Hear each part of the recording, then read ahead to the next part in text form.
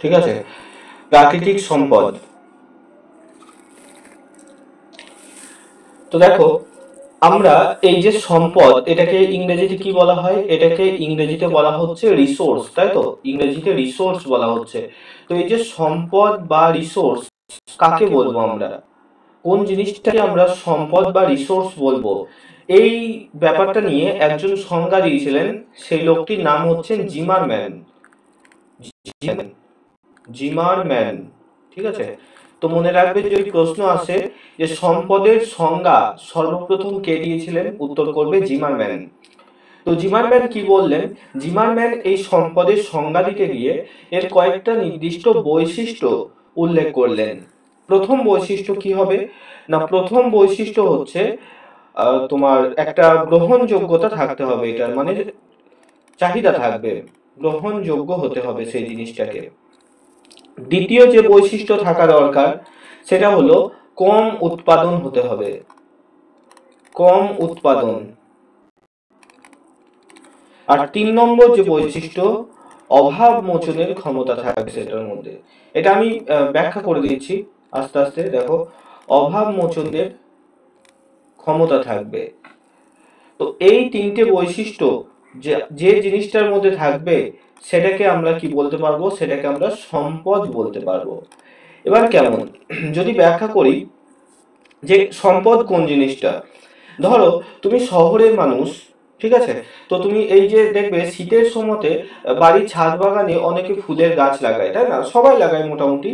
তো শহরের দিকে যারা থাকো, তোমাদের ক্ষেত্রে সমস্যা কি না, মাটি, এই মাটি কিন্তু সেই শহরের জায়গাতে কিনতে হয়, তাই না? শহরে মাটি কিনতে হয়, তারপরে ছাদের মধ্যে গাছ লাগানো হয়। অপরদিকে গ্রামে তারা চারিদিক থেকে মাটি পাওয়া যায়, সেখান থেকে মাটি এনে তারা ছাদের মধ্যে গাছ লাগায়। এবার দেখো, যদি আমি গ্রামে থাকি, সেই ক্ষেত্রে এই যে মাটি, সেই মাটির গ্রহণযোগ্যতা আছে আমার কাছে, কিন্তু উৎপাদন কম নয়, মানে প্রচুর মাটি আমার চারিদিকে রয়েছে, ঠিক আছে? অপরদিকে সেই শহরের কোনো একজন ব্যক্তি যে 250 টাকা দিয়ে মাটি কিনছে বা 300 টাকা দিয়ে মাটি কিনছে, তো এই যে ব্যাপারটা এখানে দেখতে গেলে, দেখো, যে জিনিসটার আমাদের কাছে গ্রহণযোগ্যতা থাকবে, তোমার ধরো খিদে পেয়েছে, সেই টাইমে খাদ্যের গ্রহণযোগ্যতা তোমার কাছে আছে। গ্রহণযোগ্যতাকে সহজ ভাষায় বললে কি করব না, তোমার সামনে যদি আমি খাবার নিয়ে আসি, তাহলে তুমি খাবারটাকে গ্রহণ করবে, এটা হচ্ছে গ্রহণযোগ্যতা, ঠিক আছে? তো তোমার যদি খিদে না পায়, তুমি এক্ষুনি খেয়ে উঠলে, তার সামনে এক গাদা আবার খাবার নিয়ে তোমার সামনে কেউ এলো, তুমি তখন সেটাকে গ্রহণ করবে না, অর্থাৎ সেই মুহূর্তে খাদ্যের গ্রহণযোগ্যতা তোমার কাছে নেই। তাহলে সম্পদ আমরা সেই জিনিসটাকে বলবো যে বস্তুটির সমাজের মানুষের কাছে একটা গ্রহণযোগ্যতা আছে, অর্থাৎ সবাই চাইবে। যেমন গোল্ড, সোনা, তো সবাই সোনা চাইবে, টাকা পয়সা সবকিছু সবাই চাইবে, তাই না? তো গ্রহণযোগ্যতা থাকতে হবে। দ্বিতীয়ত হচ্ছে কম উৎপাদন। যে জিনিসটার উৎপাদন কম হবে, সেই জিনিসটার দাম অনেক বেশি হয়, তাই তো? ঠিক যে কারণে দেখো, এই যে সোনা, সেই সোনার দাম অনেক বেশি। অপরদিকে বালি, এই বালির দাম কিন্তু অনেক কম, তাই তো? কারণ কি? কারণ হচ্ছে গ্রহণযোগ্যতা এবং কম উৎপাদন ক্ষমতা। সেটা বালি প্রচুর পরিমাণে রয়েছে, নদী থেকে অটোমেটিক বালি প্রতি বছর প্রচুর উৎপন্ন হয়, যে কারণে বালির যে উৎপাদন সেটা অনেক বেশি, অর্থাৎ মানুষের নাগালের মধ্যে রয়েছে। এদিকে সোনা, সেটা খুব কম উৎপন্ন হয়, খুব কম পাওয়া যায়, যে কারণে এর এর যে উৎপাদন সেটা কম, যে কারণে এটা সম্পদে পরিণত হয়ে গেছে। হ্যাঁ, এবার পাহাড়ি অঞ্চলে গিয়ে সেখানে বালিও সম্পদে পরিণত হবে, কারণ সেখানে বালি কম পাওয়া যায়।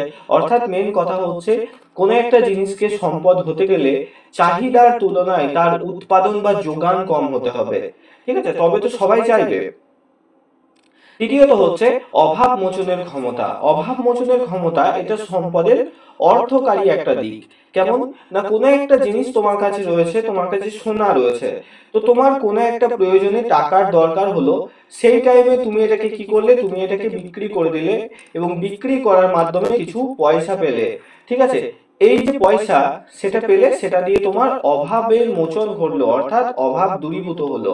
সেটা কি থেকে পেলে? সোনা বিক্রি করে ফেলে, তাই না? এবার ধরো আমার প্রচন্ড কোনো একটা কারণে অভাবের সৃষ্টি হয়েছে, আমি এক গাদা বালি বা এক গাদা কাঁচ নিয়ে গিয়ে বিক্রি করতে গেলাম, বা ছেঁড়া জামা কাপড় বিক্রি করতে গেলাম। সেই জিনিসটা, সেই ছেঁড়া জামা কাপড় বিক্রি করে আমার কি অভাব মোচন হবে? হবে না গো। কারণ কি? সেটা দামই আমি পাবো না। তাই তো, ঠিক এই জিনিসটা, অর্থাৎ যে কোনো জিনিসকে আমরা সম্পদ তখন বলবো যখন সেটা বিক্রি করে আমরা বেশ কিছু পরিমাণে একটা অর্থ পাবো, একটা টাকা পাবো, যেটা দ্বারা আমাদের অভাবের মোচন ঘটবে। ঠিক আছে, তো জিমারম্যান এই তিনটে বৈশিষ্ট্যের উপর ভিত্তিতে বললেন যে কোনো জিনিস সম্পদ নাকি সম্পদ নয়। ঠিক আছে, আমরা আজকের চ্যাপ্টারে প্রাকৃতিক সম্পদ আলোচনা করব। সম্পদ একটু বড় অধ্যায় আজকে, এবং আরেকটা ক্লাস লাগবে সম্পদের।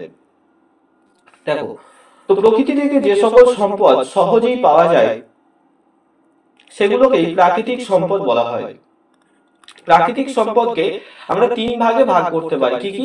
একটা হচ্ছে প্রবাহমান সম্পদ, মানে যেটা অফুরন্ত, কোনো সময় ফুরবে না, তাই না? যেমন সূর্যের আলো, নদীর জল, এগুলো এগুলো অফুরন্ত সম্পদ। নবায়নযোগ্য, অর্থাৎ যেগুলো ফুরিয়ে গেলেও পুনরায় আবার সেগুলোকে নিয়ে আসা যাবে। ঠিক আছে, আর একটা হচ্ছে অনবায়নযোগ্য সম্পদ। দেখো, মানুষ তার দক্ষতা ও কর্মক্ষমতা দিয়ে প্রাকৃতিক এবং অপ্রাকৃতিক বস্তু বা পদার্থের উপযোগিতা, কার্যকারিতা, প্রয়োগযোগ্যতা এবং গ্রহণযোগ্যতা সৃষ্টি করে ব্যবহারের উপযোগী করে তোলে। মানে কি? মানে এটা ধরো একটা কাদার অংশ, মানে কাদার একটা ডালা বলতে পারো এটাকে। তো এটা তোমার কাছে সম্পদ নয়, কিন্তু এই কাদার এই যে কাদার যে ডালা, সেটাকে দিয়ে একজন খুব সুন্দর একটা এরকম পট তৈরি করলো, যেটাতে তুমি ছাদের মধ্যে ফুল গাছ লাগাবে। তো সেটা তখন কিন্তু তোমার কাছে গ্রহণযোগ্য হয়ে গেল, তাই না? অর্থাৎ এই যে মাটি, সেটা তোমার কাছে সেই টাইমে গ্রহণযোগ্য ছিল না। এই মাটিটাকে যখন একটা সুন্দর পাত্রে পরিণত করা হলো কোনো একটা কুমোর বাড়িতে, তখন সেটা তোমার কাছে গ্রহণযোগ্য বা একটা সম্পদে পরিণত হলো, তাই না? তো এইটা করেছে কোন একজন ব্যক্তি, যাদেরকে আমরা কুমোর বলে থাকি। তো সেই ব্যক্তি তার নিজের দক্ষতা দিয়ে কোনো বস্তুকে সম্পদে পরিণত করতে পারে। ঠিক আছে, মনে রাখবে, সম্পদ আমরা সেই বস্তুটাকে বলবো না, সেই বস্তুর কার্যকারিতাকে সম্পদ বলবো। বোঝা গেল? যেমন কয়লা একটা বস্তু, এইটা কয়লা নিয়ে প্রশ্ন হয়। কয়লা একটা বস্তু, কিন্তু কয়লা কোনো সম্পদ নয়, মনে রাখবে। কয়লা কোনো রকম সম্পদ নয়, কয়লা শুধু একটা বস্তু। কিন্তু কয়লাকে আমরা জ্বালানোর ফলে যে তাপ শক্তি পাই, বা কয়লার যে যে ব্যবহার আমরা করে থাকি, সেই জিনিসগুলো হচ্ছে সম্পদ, যে কারণে কয়লাকে সম্পদ বলা হয়। অর্থাৎ কয়লা পুড়িয়ে যদি আমরা তাপ শক্তি না পাই, কয়লাতে কার্বন যদি না থাকে, তাহলে ওই কালো রঙের ওই টুকরোটাকে আমরা কিন্তু সম্পদ বলবো না। ঠিক যেরকম তোমার কলমটা কোনো সম্পদ নয়, তোমার কলমের মধ্যে কালি রয়েছে, লেখা হচ্ছে, এই যে তার কার্যকারিতা, লেখা, এটাই হচ্ছে সম্পদ। অর্থাৎ তোমার কলমটার যখন কালি শেষ হয়ে যাবে, ঠিক আছে, আচ্ছা আবুল বলে দিচ্ছি, তোমার কলমটার যখন কালি শেষ হয়ে যাবে, সেই টাইমে কিন্তু সেটাকে আমরা সম্পদ বলবো না। বোঝা গেল? তাহলে সম্পদ বলতে বোঝায় কোনো ব্যক্তি বা কোনো বস্তুকে নয়, সেই ব্যক্তি বা বস্তুর কার্যকারিতাকে বা কার্যক্ষমতাকে সম্পদ বলে। ঠিক আছে, এইটুকু পর্যন্ত বোঝা গেল? বলো আবুল, তুমি কি পরে জয়েন হলে? এইটুকু পর্যন্ত বোঝা গেছে? হ্যাঁ স্যার। ঠিক আছে, বেশ আবুল, আমি রিপিট করে দিচ্ছি আরেকবার, বেশি দূর যাইনি আমরা। দেখো, জিমারম্যান এই তিনটে পার্সপেক্টিভের উপরে সম্পদ নির্বাচন করতে বলেছেন। সম্পদ কোনো জিনিস হতে গেলে অবশ্যই সেটা মানুষের কাছে গ্রহণযোগ্য হতে হবে, সেটার উৎপাদন মানুষের যা চাহিদা তার থেকে অনেক কম হতে হবে, আর সেটা বিক্রি করে আমরা কিছু টাকা পয়সা পেলে সেটা দ্বারা আমাদের অভাব মোচনের ক্ষমতা থাকতে হবে, তবেই সেটাকে আমরা সম্পদ বলবো। তো সম্পদ নিয়ে সংজ্ঞা কে দিয়েছিলেন? মনে রাখবে, চার্লস জিমারম্যান সম্পদ নিয়ে সংজ্ঞা দিয়েছিলেন। ঠিক আছে, আচ্ছা, এবার দেখো, সম্পদকে কয়েকটা ভাগে ভাগ করা যায়। এটা তো বললাম, প্রাকৃতিক সম্পদকে প্রবাহমান, নবায়নযোগ্য এবং অনবায়নযোগ্য। দেখো, যে সম্পদ প্রকৃতিতে প্রাকৃতিক ভাবে নবায়ন হয় না, এমনকি মানুষও নবায়ন করতে পারে না, সেই ধরনের শক্তি সম্পদকে অনবায়নযোগ্য শক্তি সম্পদ বলা হয়। যেমন কি? যেমন ধরো কয়লা। নবায়ন মানে কি? নবায়ন মানে হচ্ছে, দেখবে আগেকার দিনে, অনেক আগে, হয়তো তোমরা আমরা দেখিনি, কিন্তু আমাদের বাবা মা তারা কিন্তু এই ধরনের কলমে লিখতেন। একরকম কালি পাওয়া মানে কলম পাওয়া যেত, সেটার মধ্যে কালি পুড়তে হতো। ঠিক আছে, এখন যেমন তোমরা কলম চেঞ্জ করো, অনেক আগে আমরা যখন ছোট ছিলাম তখন কলমের ভিতরে যে রিফিল, সেটাকে পাওয়া যেত 1 টাকা দিয়ে কেনা যেত, তাই না? তারও আগে কলমের মধ্যে কালি ঢালা হতো। হ্যাঁ, ইঙ্ক পেন, পাইলট, এরকম প্রচুর কোম্পানি ছিল। তো সেই সব ক্ষেত্রে দেখো, তোমার কলমটার কালি শেষ হয়ে গেল, তুমি আবার কালি কিনে এনে কালি ভরে নিলে এবং আবার লিখতে শুরু করলে। ঠিক এখন যেমন ওই হোয়াইট বোর্ডের মার্কার গুলো হয়, যে কালি শেষ হয়ে গেলে কালি পুড়ে নেওয়া হয়, সেরকমই সিস্টেম ছিল লেখার পেন গুলোরও। ঠিক আছে, সেটা হচ্ছে কি? নবায়নযোগ্য সম্পদের উদাহরণ। অর্থাৎ ব্যবহার করতে করতে করতে করতে একটা টাইমে শেষ হয়ে গেল, ঠিক আছে, শেষ হয়ে গেল কালিটা এবং আমি আবার পুনরায় আবার সেটাকে পুড়ে নিলাম। ঠিক আছে, কিন্তু তুমি একটা ইউজ অ্যান্ড থ্রো পেন যেটা তোমার হাতে এখন আছে, সেটার কালি শেষ হয়ে গেলে তুমি কি সেটাকে বাজার থেকে কালি কিনে এনে আবার পুড়তে পারবে? পারবে না, তাই না? তো এটা হচ্ছে অনবায়নযোগ্য সম্পদ। ঠিক এরকমই এই যে কয়লা, সেই কয়লা ব্যবহার করতে করতে একটা টাইম শেষ হয়ে যাবে, তখন মানুষ চাইলেও কিন্তু আর কয়লা তৈরি করতে পারবে না। তো কয়লা একটা অনবায়নযোগ্য সম্পদের উদাহরণ। অপরদিকে জল, এই জল কিন্তু একটা নবায়নযোগ্য সম্পদ। অর্থাৎ জল আমরা বলি ঠিকই যে জল শেষ হয়ে যাচ্ছে বা এরকম কিছু, কিন্তু জলকে কোনোভাবে পৃথিবী থেকে শেষ করা সম্ভব নয়। ঠিক আছে, কারণ জলচক্রের ফলে সেই জল, তুমি যে জলই ভূগর্ভস্থ জল তুলে সাবমার্সিবলের সাহায্যে চাষের জমিতে দিয়ে দিচ্ছে প্রত্যেক দিন, সেই জল বাষ্প হয়ে আবার বৃষ্টি হতে ঝরে পড়ছে, তাই না?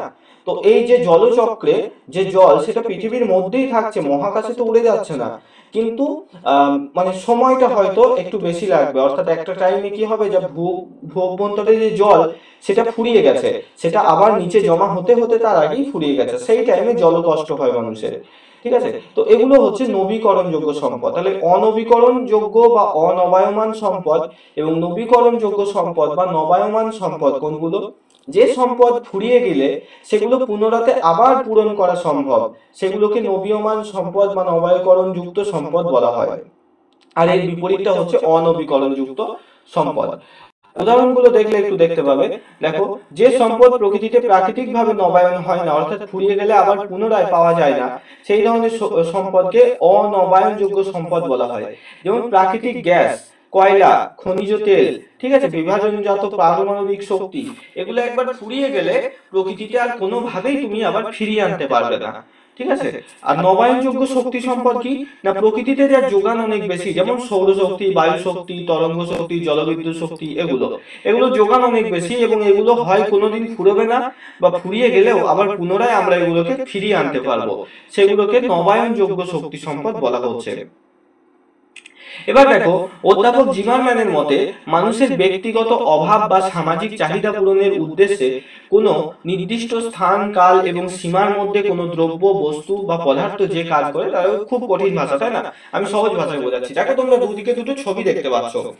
এখানেও একজন বৃদ্ধ মানুষ বসে আছে, আমি এনার নাম দিলাম রামু কাকু। ঠিক আছে, আর দেখো এখানেও আমরা একজন বৃদ্ধ মানুষকে দেখতে পাচ্ছি, আমরা এর একটা নাম দিই যে কি না, দিনু কাকু। তো এবার দেখো, এই যে দিনু কাকু, তার বয়স ধরো 75, রামু কাকুর বয়সও 75 বছর। এবার জিমারম্যান কি বলছেন, যে যে রামু কাকু, সে বর্তমানে কিন্তু কোনো কাজ করছে না, দেখো চুপ করে বসে রয়েছেন, তাই না? তাহলে এই মানুষটি কিন্তু সম্পদ নয়, এই মানুষটি সম্পদ নয়। তিনি যতই কিছু হয়ে থাকুন, ঠিক আছে, তিনি সম্পদ নন, কারণ তিনি কোনো রকম কাজ করছেন না বা তার মধ্যে কোনো গুণ এখনো পর্যন্ত পরিস্ফুট হচ্ছে না। অপরদিকে যে দিনু কাকু আমাদের, তার বয়স 75 বছর, কিন্তু দেখো তিনি মাঠে কাজ করছেন, তাই না? অর্থাৎ তার একটা গুণ রয়েছে, তার একটা গুণ রয়েছে, কি সেই গুণটা না, তিনি কাজ করছেন, তার একটা গ্রহণযোগ্যতা রয়েছে যে তিনি কাজ করছেন মাঠে, তাহলে এই মানুষটিকে সম্পদ বলা হচ্ছে। তাহলে যদি প্রশ্নটা ঘুরিয়ে ফিরিয়ে যে করেই তোমাকে দেখ, যে জিমারম্যান সম্পদ বলতে কি বুঝিয়েছেন, জিমারম্যান সম্পদ বলতে, দেখো এই যে ব্যক্তির যে অবয়বটা দেখতে পাচ্ছ এই রামু কাকুর, এই যে সাদা চুল, নাক, মুখ, ঠিক আছে, চামড়ার রং, এগুলো কোনো কিছুই তার সম্পদ নয়। বা এই যে দিনু কাকু, তারও যে মুখের গড়ন, উচ্চতা, এগুলো কোনো কিছুই তার সম্পদ নয়। সম্পদ হচ্ছে তার আভ্যন্তরীণ গুণটা, তার কাজটা, সে কোনো কাজ করছে কিনা। তুমি সারাদিন বসে থাকলে তার মানে তুমি সম্পদ নাও, সেই তুমি পরের দিনকে অনেক রকমের কাজ করলে, যে কোনো কাজ, বাড়ির কাজ হোক, অফিসের কাজ হোক, কাজ করলে তার মানে তুমি সম্পদ। ঠিক আছে, জিমারম্যান এটাই বলছেন, অর্থাৎ কোনো বস্তুর কার্যকারিতাকেই তার সম্পদ বলা হচ্ছে, সেই বস্তুটিকে সম্পদ বলা হয় না। তো মনে রাখবে, কয়লা কোনো সম্পদ নয়, কয়লার মধ্যে যে গুণ রয়েছে, যে দহন শক্তি, জালিকা শক্তি বা কার্বন রয়েছে, সেটাই সম্পদ, তাপ উৎপন্ন করার ক্ষমতা, এটাই সম্পদ। ঠিক সেরকমই সবকিছুই। জমির ক্ষেত, সমস্ত জমির ক্ষেতকে আমরা সম্পদ বলতে পারি না। যে জমির ক্ষেতে ফসল উৎপন্ন হয় সেই জমির ক্ষেতই কিন্তু সম্পদের উদাহরণ। তাহলে তো সাহারা মরুভূমিও সম্পদ হবে, তাই না? তো সাহারা মরুভূমিতে কোনো রকম ফসল আমরা ফলাতে পারবো না, তো সেটা কিন্তু চাষযোগ্য সম্পদের উদাহরণ নয়। আচ্ছা, এরপরে দেখো সম্পদের শ্রেণী বিভাগ বা ক্লাসিফিকেশন অফ রিসোর্সেস। অধ্যাপক জিমারম্যান সম্পদের প্রকৃতির উপর নির্ভর করে প্রাকৃতিক সম্পদকে দুটো ভাগে ভাগ করেছেন। কি কি? প্রথম দেখো, অজৈব সম্পদের কথা তিনি বলেছেন। অজৈব সম্পদ যেখানে রয়েছে সূর্যের আলো, জল, বায়ু, বিভিন্ন, অর্থাৎ এইটার অন্য নাম হচ্ছে কি আমাদের ভৌত ভৌত সম্পদ। ইংরেজিতে কি বলে এটাকে, কে বলতে পারবে? বায়োটিক না অ্যাবায়োটিক? অজৈব সম্পদকে abiotic. Abiotic. Abiotic. Very good. Abiotic component তোমাদের পড়িয়েছি, বায়োটিক অ্যান্ড অ্যাবায়োটিক কম্পোনেন্ট। আচ্ছা, তো এই যে ভৌত সম্পদ বা অ্যাবায়োটিক কম্পোনেন্ট যেগুলো রয়েছে সেগুলোই সব অজৈব সম্পদ। অর্থাৎ এগুলো তৈরি হওয়ার পিছনে মানুষের কোনো রকম হাত নেই। মানুষ সৃষ্টি হওয়ার অনেক আগে, মানুষ তো সৃষ্টি হয়েছে আজ থেকে 20 লক্ষ বছর আগে, তারও অনেক আগে, মানে পৃথিবী সৃষ্টি হয়েছে 450 কোটি বছর আগে, এবং পৃথিবীতে প্রাণ তৈরি হয়েছে 350 কোটি বছর আগে। সেই 350 কোটি বছর থেকেই কিন্তু এই জল, বায়ু এগুলো পৃথিবীর মধ্যে রয়েছে। মানুষ এসছে মাত্র 20 লক্ষ বছর আগে, তাই না? তো সেই ক্ষেত্রে দেখতে গেলে এইগুলো সৃষ্টির পেছনে মানুষের কোনো রকম হাত নেই কো। তো এগুলোকে আমরা ভৌত সম্পদ বলি বা অজৈব সম্পদ বলি। এগুলো এই যে অ্যাবায়োটিক কম্পোনেন্ট সেগুলো বায়োটিক কম্পোনেন্ট তৈরি করে বা জৈব সম্পদ তৈরি করে। জৈব সম্পদ কোনগুলো? যাদের মধ্যে জীবন আছে বা জীবন ছিল। দেখো, যেমন বিভিন্ন জীবজন্তু, এই ক্ষেত্রে কোনো মৃত জীবজন্তু সেটাও হবে, আবার জ্যান্ত জীবজন্তু সেটাও হবে। ঠিক আছে, গাছপালা জৈব সম্পদের উদাহরণ। উল্লেখ্য, মাটি প্রকৃতির মৌলিক সম্পদের মধ্যে পড়ে। মনে রাখবে, মাটিকে মৌলিক সম্পদ বলা হয়। কেন? কারণ মাটি নিজে একটা ভৌত সম্পদ, তার সাথে সাথে মাটি থেকে আবার বিভিন্ন গাছপালা জন্মগ্রহণ করে। ঠিক সে কারণে এটাকে ভৌতর মধ্যেও ফেলা হয় না, জৈবর মধ্যেও ফেলা হয় না, মাটিকে মৌলিক সম্পদ বলা হয়। দেখো, অধ্যাপক জিমারম্যান প্রাকৃতিক সম্পদের স্থায়িত্বের উপর ভিত্তি করে প্রাকৃতিক সম্পদকে 3টে ভাগে তিনি ভাগ করেছেন। কি কি না, প্রথম রয়েছে প্রবাহমান সম্পদ বা অফুরন্ত সম্পদ। ঠিক আছে, অফুরন্ত সম্পদ মানে নাম শুনেই তোমরা বুঝতে পারছো যে যেটা কোনো দিন ফুরবে না, যেমন সৌরশক্তি বা সূর্য শক্তি। ঠিক আছে, বায়ু শক্তি, এখানে বানানটা এরকম হয়ে গেছে, বায়ু শক্তি। ঠিক আছে, বায়ু শক্তি, জলশক্তি প্রভৃতি। এই সমস্ত জল, এই সমস্ত কিছু অফুরন্ত সম্পদ। এই যে যেটা বললাম যে জল কিন্তু কোনো সময় পৃথিবী থেকে ফুরবে না। ঠিক আছে, জলচক্রের মাধ্যমে সে পৃথিবীর মধ্যেই থাকবে, শুধু বায়ুমণ্ডলে ঘোরাফেরা করবে। তো এগুলো সব অফুরন্ত সম্পদ, কারণ অবিরত ব্যবহারের ফলেও সরবরাহ থাকে এদের। ঠিক আছে, মানে কোনোদিন ফুরিয়ে যায় না, তুমি যতই ব্যবহার করো সূর্যের আলো কখনো শেষ হবে না। হ্যাঁ, সূর্যের সময় শেষ হয়ে যেতে পারে, কিন্তু পৃথিবীতে সূর্যের আলো যতদিন সূর্য আছে আসতেই থাকবে। যদিও সম্প্রতি বায়ু দূষণ, জল দূষণ প্রকৃতির এই অফুরন্ত এটা কি বাদ চলে গেছে, দাঁড়াও, অফুরন্ত সম্পদের উপর একটা খারাপ প্রভাব কিন্তু ফেলছে। এইটুকুই লিখেছিলাম, হয়তো কেটে গেছে এটা।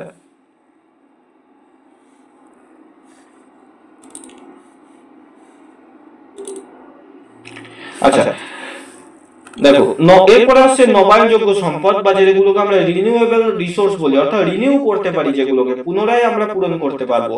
দেখো, নবায়নযোগ্য সম্পদের অন্য নাম পূরণশীল সম্পদ। ঠিক আছে, কারণ নবায়নযোগ্য সম্পদের ক্ষেত্রে সম্পদের ব্যবহারের ফলে সম্পদের পরিমাণ হ্রাস পেলেও ব্যবহারের শেষে প্রকৃতিগতভাবে পুনরায় সেটা পূরণ হয়। যেমন ভূগর্ভস্থ জল, সৌরশক্তি, এই সমস্ত কিছু।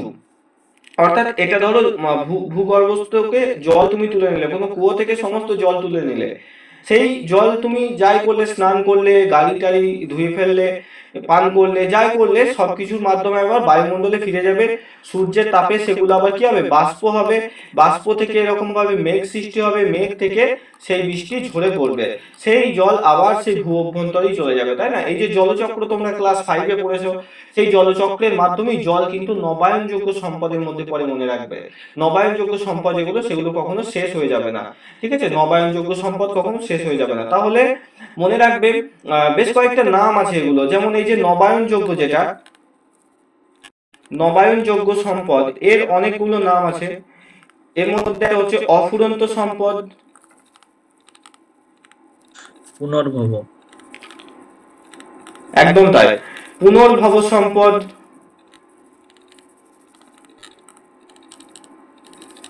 আর কি কি আছে বলতো?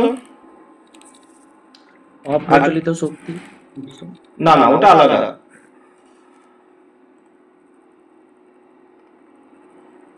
এই যে এগুলো সব, ঠিক আছে। প্রবাহমান, প্রবাহমান সম্পদ,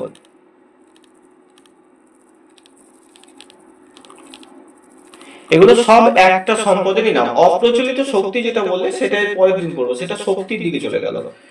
আচ্ছা, তো এগুলো সব হচ্ছে আমাদের সম্পদের মধ্যে। যদি অপ্রচলিত শক্তির মধ্যে 90% শক্তি সব নবায়নযোগ্য সম্পদের উপরই ডিপেন্ড করে, যেমন সৌরশক্তি, জলবিদ্যুৎ, এগুলো সরি জোয়ার ভাটা শক্তি এগুলো।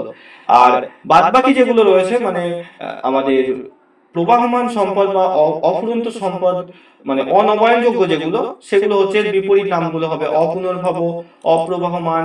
ঠিক আছে, অফুরন্ত সম্পদের বিপরীত সেরকম হয় না। তো এটা মানে যেন চিনতে পারো প্রশ্ন এলে পরীক্ষাতে, ঠিক আছে, যে নবায়নযোগ্য কোনটা আর পুনর্নবীকরণ করা যায় না সেই ধরনের সম্পদ কোনগুলো। এবার দেখো, সম্পদের প্রকৃতি অনুসারে সম্পদকে আমরা তিন ভাগে ভাগ করি।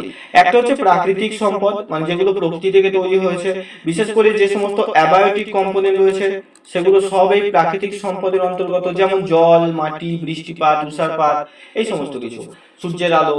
আর মানবিক সম্পদ মানে কি, যেগুলো মানুষ তৈরি করেছে, যেমন তোমার হাতের স্মার্টফোনটা, ঠিক আছে, তোমার ঘরে যে বাল্বটি জ্বলছে সেটি, তোমার ঘর তৈরি হয়েছে সিমেন্ট দিয়ে, ইট দিয়ে, সেগুলি, তুমি চেয়ারে বসে রয়েছে চেয়ারটি, মানে যেগুলো মানুষ তৈরি করেছে সেগুলোকে সব হিউম্যান রিসোর্স বলা হয়।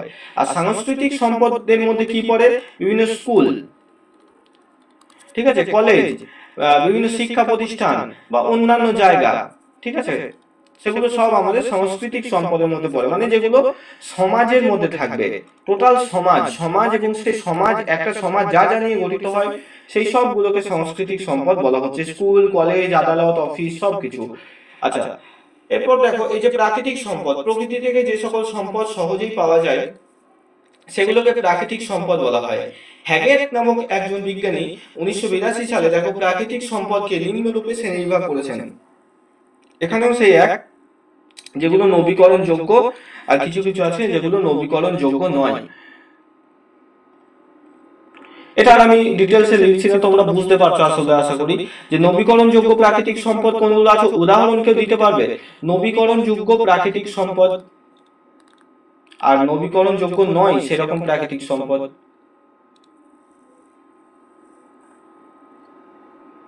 বলো। স্যার জল। ভেরি গুড, এখানে জল হবে। সূর্যের আলো। সূর্যের আলো, এটা কি হবে? নবীকরণযোগ্য। নবীকরণযোগ্য, কারণ এটা অফুরন্ত সূর্য রশ্মি। আচ্ছা, অনবীকরণের মধ্যে বলো কয়লা, তাই তো, আর কি? কয়লা, পেট্রোল। পেট্রোলিয়াম। কয়লা, খনিজ তেল। পেট্রোলিয়াম, খনিজ তেল যেটা, সেটাই পেট্রোলিয়াম, তাই না? তো এটা আশা করি বোঝা গেছে। তো এগুলো হচ্ছে অনবীকরণ। এবার এর মধ্যে টোটালটাই প্রকৃতি। কয়লা এবং পেট্রোলিয়াম আমরা জানি এগুলো প্রকৃতি থেকে তৈরি হয়েছে। অনেক আগে যখন পৃথিবীতে ভূমিকম্প হয়েছিল সেই টাইমে বিভিন্ন লম্বা লম্বা গাছ ছিল, সেই সমস্ত গাছগুলো চাপা পড়ে মাটির নিচে চাপ এবং তাপে সেগুলো কয়লাতে পরিণত হয়েছে। আর তুমি প্রত্যেক দিন যে গাড়িতে পেট্রোল করে গাড়ি চালাচ্ছ, সেই পেট্রোলিয়াম বা পেট্রোল, এই পেট্রোলিয়াম হচ্ছে জেলির মতো থকথকে একটা পদার্থ, ঠিক আছে, এরকম থকথকে একটা পদার্থ, সেটাকে রিফাইন করে সেখান থেকে কেরোসিন, পেট্রোল, ডিজেল, ন্যাপথলিন, আলকাতরা, এই সমস্ত উৎপন্ন হয়। তো সেই পেট্রোলিয়াম সেগুলো তৈরি হয়েছে সেই সময় যেসব প্রাণীরা ছিল সেগুলো মাটির নিচে চাপা পড়ে সেগুলোতে পেট্রোলিয়াম তৈরি হয়েছে। বলো, কেউ কিছু বলছিল? বলো। হ্যাঁ স্যার, স্যার মাটি মূল সম্পদ কেন? এই যে বললাম মাটি মৌলিক সম্পদ, কারণ হচ্ছে দেখো মাটি একদিক থেকে ভৌত উপাদান, কারণ এটা মানুষ তৈরি করেনি, পৃথিবী সৃষ্টি হওয়ার সাথে সাথে রয়েছে। আবার এই মাটি থেকে একাধিক জৈব উপাদান তৈরি হয়। যেমন কোন একটা গাছ জন্মালো, সেই গাছটা কোথায় জন্মাবে? মাটির মধ্যে, তাই না? কোনো জীবাণু, তারা প্রথম কোথায় জন্মাবে? মাটির মধ্যে। সেই কারণে মাটিকে ভৌত এবং জৈব কোনো দিকেই ফেলা হয় না, মাঝখানে মৌলিকের মধ্যে ফেলা হয়, ঠিক আছে। আর যদি বাতাস বলে তো মনে রাখবে বায়ু, এটা হলো মিশ্র উপাদান। বায়ু হলো মিশ্র উপাদান আর মাটি হলো মৌলিক উপাদান।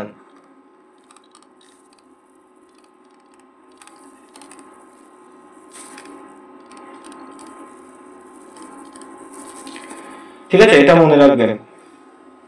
এবার দেখো মানবীয় সম্পদ বা হিউম্যান রিসোর্স যেগুলো বললাম, অর্থাৎ মানুষ যা যা কিছু তৈরি করেছে, মানুষ মানুষের সুবিধার জন্য সবকিছু তৈরি করে। সেই একদম আদিম যুগে মানুষ যে চাকা তৈরি করেছিল সেটাও মানবীয় সম্পদের মধ্যে পড়ে। আজকে যে ফাইটার জেট তৈরি করেছে বা স্পেস এক্স এর রকেট তৈরি করেছে সেটাও মানবীয় সম্পদের মধ্যে পড়ে। ঠিক আছে, দেখো মানুষ কোনো সম্পদ নয়। এই যে বললাম সেই আগে একটা দুটো উদাহরণ দিলাম না, একটা রামু কাকু আর একটা দিনু কাকু, সেরকমই যে মানবীয় সম্পদের মধ্যে মানুষ পড়ছে না, মানুষের যে গুণ, উদ্ভাবনী ক্ষমতা, মানুষের বুদ্ধিমত্তা দ্বারাই তো বিভিন্ন জিনিস তৈরি করছে। তো সেইগুলো, সেই সমস্ত গুণগুলোই হচ্ছে হিউম্যান রিসোর্স বা মানবীয় সম্পদ। দেখো মানুষ কোনো সম্পদ নয়, মানুষের যে শিক্ষা, কর্মদক্ষতা মানুষকে সম্পদে পরিণত করে। মানবিক সম্পদ ছাড়া অন্যান্য প্রাকৃতিক সম্পদের ব্যবহারও সম্ভবপর হবে না। ঠিক আছে, যেমন ধরো তুমি যদি চিকেন খাও, তো সেই চিকেনের মধ্যে কি কি জন্য তুমি চিকেন খাচ্ছ? যে যখন কোনো একটা মুরগির মধ্যে যদি মাংস না থাকে তাহলে তুমি কি তাকে খাবে? বা আমরা খাবো? খাবো না, তাই না? তো আমরা তার মধ্যে মাংস পাচ্ছি, তাই না? মাংস পাচ্ছি, তো এইটা হচ্ছে তার গুণ। সেই কারণে সে সম্পদে পরিণত হয়েছে। তুমি তোমার টাকা খরচ করে সেই চিকেন কিনে আনছো। যদি কোনো মুরগির মধ্যে খাওয়ার মতো মাংস না থাকে তাহলে অবশ্যই সেটাকে মানুষ খাবে না। আচ্ছা, এরপরে দেখো সাংস্কৃতিক সম্পদ। সাংস্কৃতিক সম্পদ যেটা বললাম যে একটা সমাজের মধ্যে যা কিছু থাকে, সমস্ত কিছু, জ্ঞান, বিজ্ঞান, প্রযুক্তিগত বিভিন্ন উদ্ভাবন ক্ষমতা, এছাড়া স্কুল, কলেজ, আদালত, অফিস, দমকল, রাস্তাঘাট, সমস্ত কিছু, ক্লাব ঘর, তুমি যেখানে আড্ডা মারো, সব জায়গা, ঠিক আছে, সাংস্কৃতিক সম্পদের অন্তর্গত। বলো। বলছি কোনো ধর্মীয় প্রতিষ্ঠানও তো সাংস্কৃতিক অবশ্যই, মধ্যেই পড়ে। হ্যাঁ একদম, মন্দির, মসজিদ, গির্জা, চার্চ, সমস্ত কিছু, সবকিছু সাংস্কৃতিক সম্পদের মধ্যে পড়বে। তো যদি প্রশ্ন আসে যে নিচের কোনটি, হ্যাঁ লাইব্রেরিও হবে। যদি প্রশ্ন আসে যে নিচের কোনটি সাংস্কৃতিক সম্পদের উদাহরণ বা নিচের কোনটি হিউম্যান রিসোর্স, ঠিক আছে, অবশ্যই আশা করি উত্তরগুলো করতে পারবে। প্রাকৃতিক সম্পদ আমরা দেখেই বুঝতে পারবো যে জল, সূর্যের আলো, মাটি, বৃষ্টিপাত, তুষারপাত, কয়লা, পেট্রোলিয়াম, এলপিজি, এলপিজি না প্রাকৃতিক গ্যাস যেটা, সেই সমস্ত গুলো প্রাকৃতিক সম্পদ উদাহরণ। বেশ, এবার আসি আমরা, দেখো এছাড়াও সম্পদকে আরো দুটো ভাগে ভাগ করা যায়। কি কি না, দেশীয় সম্পদ এবং আন্তর্জাতিক সম্পদ। এই যে দেশীয় সম্পদ, এটা কি না, এর মালিকানাধীন হবে, এটার মালিক কে হবে? নির্দিষ্ট কোনো দেশ, নির্দিষ্ট কোনো দেশ।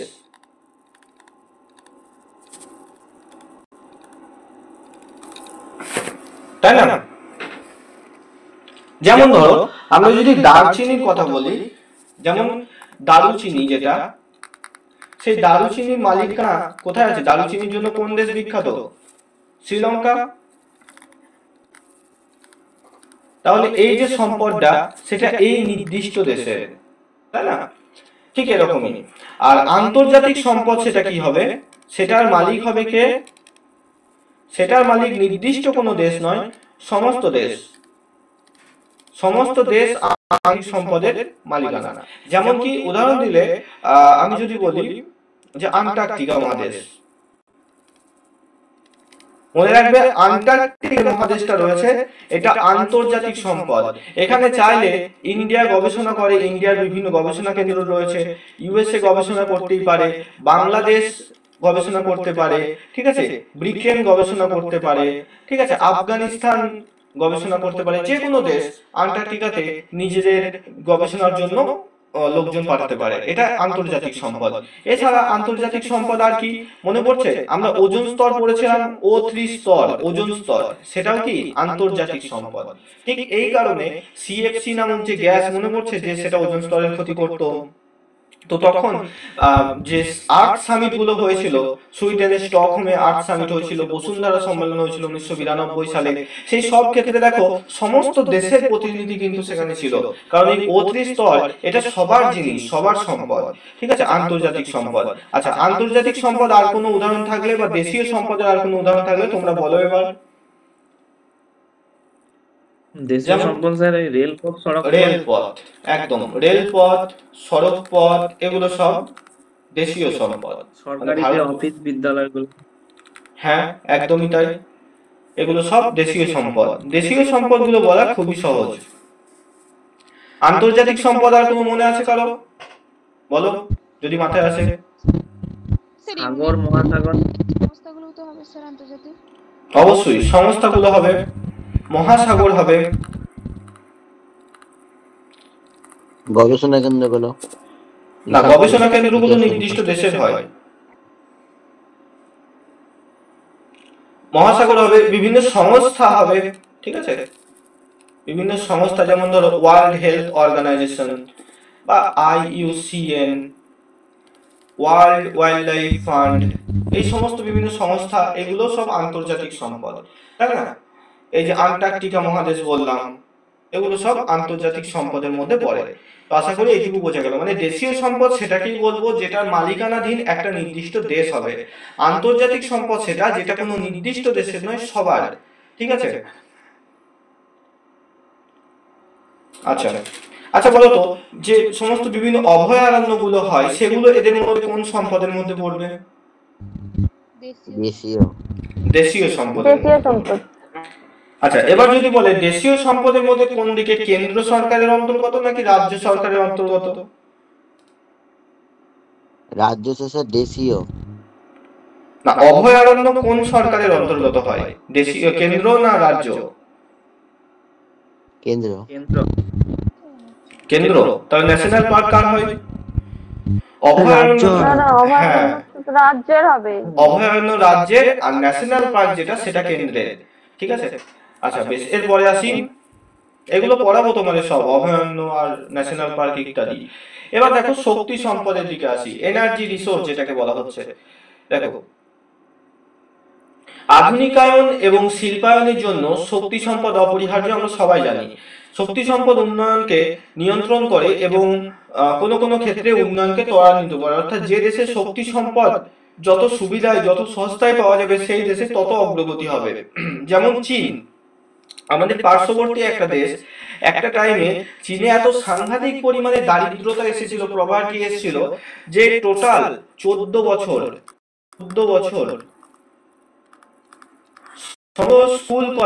সমস্ত স্কুল কলেজ বন্ধ ছিল চীন দেশে 14 বছর।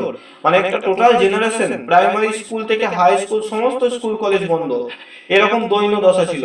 ঠিক সেই টাইমে তারা কি করেছিল, ওই টাইমে স্কুল কলেজের এইসব প্রথাগত শিক্ষার বদলে প্রযুক্তিগত শিক্ষায় তাদের ছেলেপেলেদের উন্নতি করেছিল, যে কারণে আজকে টেকনোলজিতে তারা এত এগিয়ে গেছে, তাই না? তার সাথে সাথে তারা এই যে বিভিন্ন জিনিস তৈরি করছে, যেমন জানো যে চীন এমন একটা ট্রেন তৈরি করেছে যে ট্রেনটা টোটাল পৃথিবীটাকে 7 ঘন্টাতে 1 রাউন্ড চক্কর লাগবে ট্রেন। মানে কতটা গতিবেগ চিন্তা করো, মানে টেকনোলজিতে সাংঘাতিক রকম এগিয়ে রয়েছে চীন, আমেরিকাকে টক্কর দেওয়ার মতো। তো এরকম, এর কারণ কি? এর কারণের পিছনেও কিন্তু এই শক্তি সম্পদের উন্নয়ন রয়েছে। অর্থাৎ যে দেশে এই শক্তি সম্পদের উন্নয়ন যত বেশি হবে, যে দেশ যত স্বল্প মূল্যে শক্তি সম্পদ উন্নয়নত যত ব্যাপক পরিমাণে যোগান দিতে পারবে, সেই দেশের উন্নয়নও তত এগিয়ে যাবে। তো এই শক্তি সম্পদ এটা দুই প্রকারের হয়ে থাকে, একটা হচ্ছে অনবায়নযোগ্য শক্তি সম্পদ, একটা হচ্ছে নবায়নযোগ্য শক্তি সম্পদ। সেই একই জিনিস সব ক্ষেত্রেই। নবায়নযোগ্য মানে যেটা ফুরাবে না কখনো, বা ফুরিয়ে গেলেও আমরা পুনরায় রিফিল করতে পারবো। আর অনবায়নযোগ্য মানে কি? অনবায়নযোগ্য মানে যেটা ফুরিয়ে হয়তো যাবে, কিন্তু ফুরিয়ে গেলে সেটাকে আর রিফিল করার কোনো রকম ব্যবস্থা আমাদের কাছে নেই। দেখো, যেসব সম্পদ প্রকৃতিতে প্রাকৃতিক ভাবে নবায়ন বা রিনিউ হয় না, এমনকি মানুষও সেগুলোকে নবায়ন করতে পারে না, অর্থাৎ ফুরিয়ে গেলে পুনরায় ফিরিয়ে আনতে পারে না, সেই ধরনের শক্তি সম্পদকে অনবায়নযোগ্য শক্তি সম্পদ বলা হয়। যেমন প্রাকৃতিক গ্যাস রয়েছে, কয়লা রয়েছে, খনিজ তেল রয়েছে, বিভাজনজাত বিভিন্ন পারমাণবিক শক্তি রয়েছে, খনিজ তেল, প্রাকৃতিক গ্যাস এবং কয়লাকে জীবাশ্ম জ্বালানি বলা হয়, জানো? আচ্ছা, জীবাশ্ম কোন শিলার মধ্যে দেখা যায়? জীবাশ্ম দেখা যায় শিলাতে, পাললিক শিলা। আর এটা বলো, এখান থেকে যে ক্রস কোশ্চেন হতে পারে তোমাদের, প্রাকৃতিক গ্যাসের সঞ্চয় এবং উৎপাদনে কোন দেশ সবথেকে এগিয়ে? কোন দেশের সবথেকে বেশি পরিমাণ প্রাকৃতিক গ্যাস আছে? চীন। একটু ভুল হলো, দেখো সবথেকে বড় যে দেশ হবে সেটাই, একদম তাই, রাশিয়া। রাশিয়ার মধ্যে তেলও প্রচুর রয়েছে, গ্যাসও প্রচুর রয়েছে, কারণ রাশিয়া দেশটা পুরো এশিয়া মহাদেশের অর্ধেকটাই রাশিয়া, তাই না? এত বড় দেশ, 4-5টা চীন নিয়ে একটা রাশিয়া হবে, তাও হবে না। আচ্ছা, তারপরে দেখো নিম্নে অনবয়নযোগ্য শক্তি সম্পদের প্রাকৃতিক পরিবেশের বর্ণনা করা হলো। প্রাকৃতিক পরিবেশের মধ্যে কয়লা রয়েছে। দেখো কয়লা আসলে ওটা কি জীবাশ্ম জ্বালানি, আমরা আগে পড়লাম। দেখো কয়লা কার্বন, কয়লার প্রধান উপাদান কি যদি আসে তাহলে মনে রাখবে কার্বন, ঠিক আছে। আর আমাদের রাজ্যের প্রধান খনিজ সম্পদ কি, মনে রাখবে কয়লা। কয়লা হচ্ছে পশ্চিমবঙ্গের প্রধান খনিজ সম্পদ, ঠিক আছে। আচ্ছা দেখো হাইড্রোজেন, নাইট্রোজেন, গন্ধক, ফসফরাস, অ্যামোনিয়া এই সমস্ত কিছু থাকে, কিন্তু প্রধান উপাদান যদি জিজ্ঞেস করে কয়লার প্রধান উপাদান, তো মনে রাখবে কার্বন হলো কয়লার প্রধান উপাদান। কয়লার প্রধান উপাদান হলো কার্বন, এটা মনে রাখবে। দেখো হাইড্রোজেন এই সমস্ত কিছু পদার্থ আছে। উদ্ভিদের প্রধান উপাদান সেলুলোজ জল ও কার্বন ডাই অক্সাইডে পরিণত হয়। একই সঙ্গে মোম ও রজন জাতীয় পদার্থগুলো হিউমিক অ্যাসিডে পরিণত হয়। এই হিউমিক অ্যাসিড পলিমারাইজেশন এবং বিজারণ প্রক্রিয়ায় হিউমাস নামক কালো বাদামি রঙের কাদার ন্যায় থকথকে পদার্থ তৈরি করে। এইভাবে কিন্তু আস্তে আস্তে পিট থেকে কয়লা তৈরি হয়েছিল। এই যে দেখো এই হিউমাস জলীয় অংশ বিয়োজনের মাধ্যমে শুকিয়ে পিট নামক পদার্থ তৈরি করে। পিটকে কয়লার প্রাথমিক অবস্থা বলা হয়। পরবর্তীকালে পাললিক শিলাস্তরের নিচে প্রচন্ড তাপ এবং চাপে উপস্থিতিতে পিট অঙ্গারীভবন প্রসেস, এটাকে ইংরেজিতে বলে কার্বনাইজেশন, এই প্রক্রিয়াতে বিটুমিন কয়লায় পরিণত হয়। তো মনে রাখবেন এই যে কয়লা তৈরি হয়েছিল উদ্ভিদ থেকে, আর পেট্রোলিয়াম তৈরি হয়েছিল প্রাণী থেকে।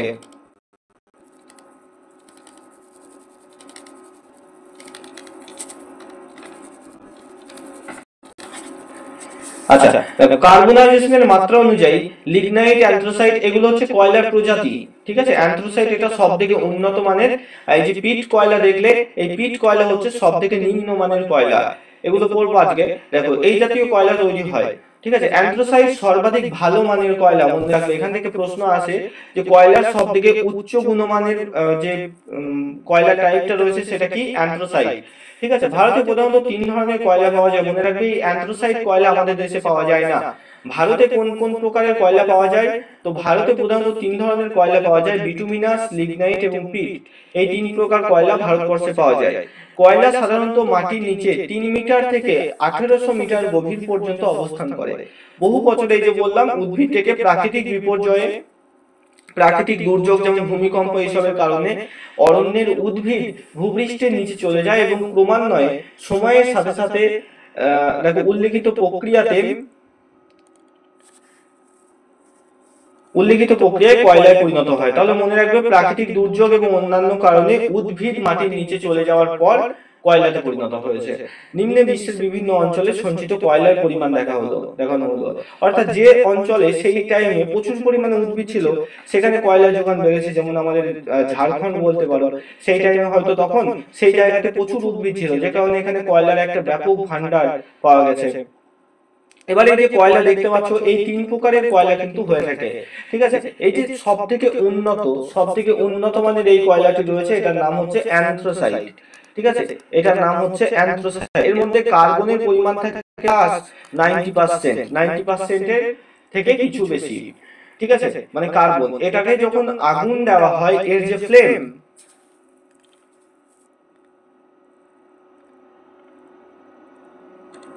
মনে রাখবে এর যে ফ্লেম হয় সেই ফ্লেমের কালার হয় ব্লু। এটাকে আগুন দিয়ে পুড়ালে সেই আগুনের রংটা হয় নীল রঙের, যেমন এলপিজি সিলিন্ডারের যে আগুন হয় গ্যাসের মধ্যে নীল রঙের, সেরকম ব্লু কালারের হয়ে থাকে। উচ্চ তাপমাত্রা প্রডিউস করে। যে কোনো জিনিস যখন নীল রং হয়ে জ্বলবে সেটা সর্বাধিক তাপমাত্রা প্রডিউস করে, ঠিক আছে। যেমন আকাশে, এখান থেকে প্রশ্ন আছে, আকাশে যে নক্ষত্র রয়েছে মনে রাখবে তার মধ্যে নীল আলো যে সমস্ত নক্ষত্র থেকে পাই, সেই সমস্ত নক্ষত্রগুলোর দহন শক্তি সব থেকে বেশি, মানে সব থেকে বেশি গরম। আর লাল রং হয়ে যখন কোনো জিনিস জ্বলবে তখন সেটা দহন শক্তি সব থেকে কম হয়। আচ্ছা, তো অ্যান্থ্রাসাইট কয়লা, বিটুমিনাস এবং লিগনাইট এই 3 প্রকারের কয়লা আমরা দেখতে পাচ্ছি। এছাড়াও আরেকটা অতি নিম্নমানের কয়লা পাওয়া যায় যেটাকে পিট বলা হয়। বিভিন্ন জায়গায় দেখবে অনেক জায়গায় কয়লার আঁচে রান্না করা হয়, তাই না, বা অনেক সময় দেখবে যেটাকে কামারশালা বলা হয়, ঠিক আছে। সেখানে বিভিন্ন লোহার যন্ত্রপাতি তৈরি করা হয়, সেখানে এই কয়লা দিয়ে আগে লোহা পুড়িয়ে সেগুলোকে পিটিয়ে বিভিন্ন জিনিস তৈরি করা হতো। সেখানে পিট কয়লা ব্যবহৃত হয়, মূলত এই সমস্ত ছোট ছোট কাজে ব্যবহার করা হয়, ঠিক আছে। দেখো তো এর যে কয়লার ভান্ডার রয়েছে দেখতে পাচ্ছ এখানে রাশিয়াতে রয়েছে প্রচুর পরিমাণে 17.6%, চায়নাতে রয়েছে 12.8%, এদিকে ইউএসএ তে সব থেকে বেশি, মনে রাখবে কয়লার যোগান সব থেকে বেশি রয়েছে আমেরিকাতে। ওকে, ইউএস এর মধ্যে সব থেকে বেশি পরিমাণে কয়লা রয়েছে, তারপরে রাশিয়া, তারপরে চায়না। আর সেদিক থেকে দেখতে গেলে আমাদের ভারতবর্ষকে যদি বলে, মনে রাখবে কয়লার যোগানে, ভালো করে মনে রাখবে কয়লার যোগানে ভারতের স্থান হচ্ছে, কয়লার যোগানে, আমি এখানটা লিখে দিলাম একটা ফাঁকা জায়গায়, এখানে দেখো কয়লার যোগান সব থেকে বেশি কোথায়, ইউএসএ তে, আমেরিকাতে বেশি সব থেকে। আর ভারত রয়েছে কত, এই কয়লার যোগানে ভারতের স্থান রয়েছে ফিফথ, পঞ্চম। এবার আসছি উত্তোলনে, কয়লা উত্তোলনে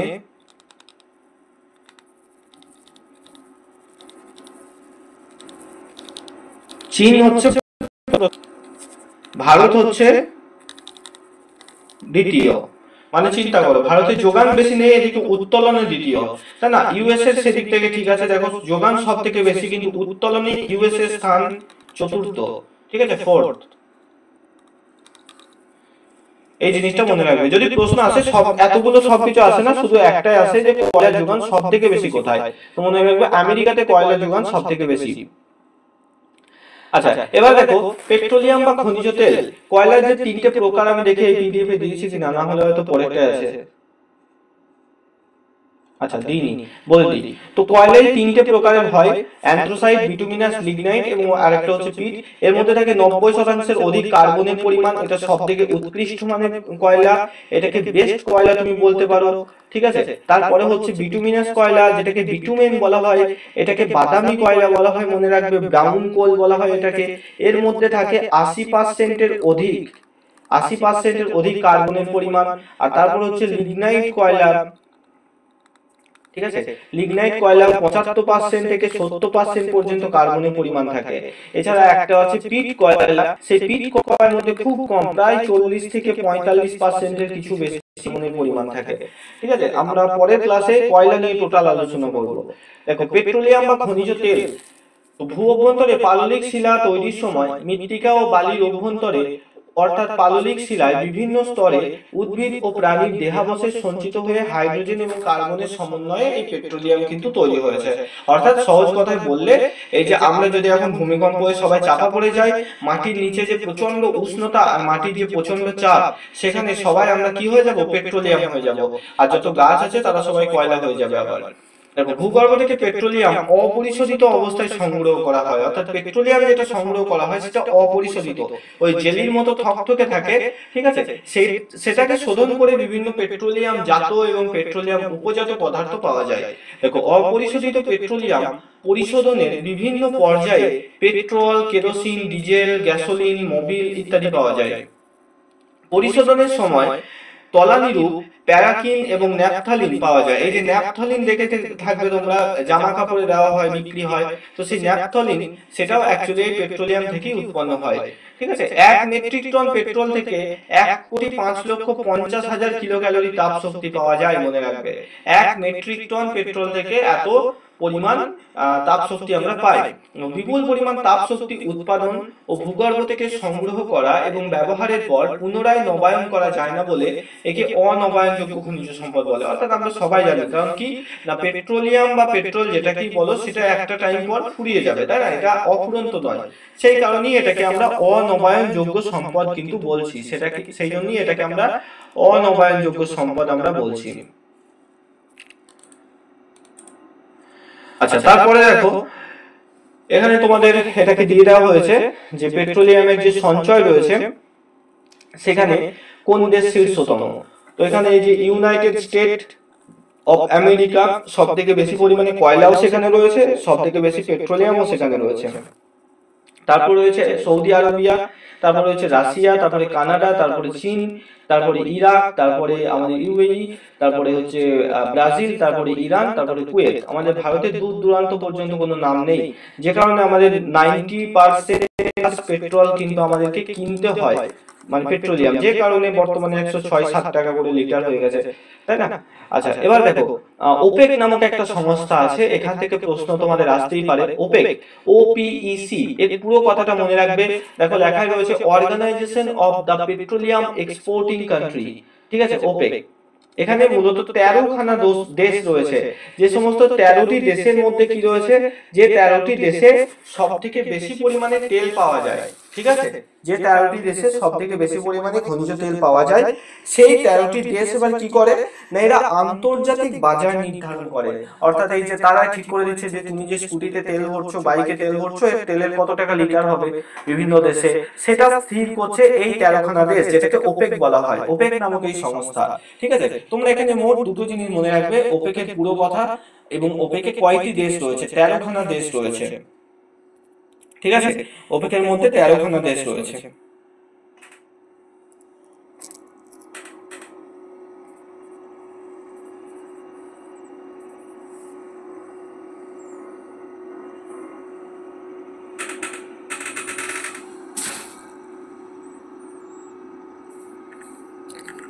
বেশ, এরপরে আসি, দেখো প্রাকৃতিক গ্যাস।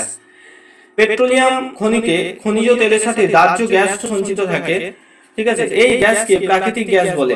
তেলের সঙ্গে বা পৃথকভাবে পেট্রোলিয়ামের খনি থেকে প্রাকৃতিক গ্যাস সংগ্রহ করা হয়, অর্থাৎ যেখানে প্রাকৃতিক গ্যাসের আলাদা কোনো খনি থাকে না, ঠিক আছে, যেসব জায়গায় খনিজ তেল পাওয়া যায় সেই সব জায়গাতেই কিন্তু প্রাকৃতিক গ্যাসও পাওয়া যায় ওই একই সঙ্গে, ঠিক আছে, তেলের সঙ্গে আলাদাভাবে, মানে ওই তেলের খনিরই উপরিভাগে আমাদের প্রাকৃতিক গ্যাস থাকে, তারপরে তেল থাকে।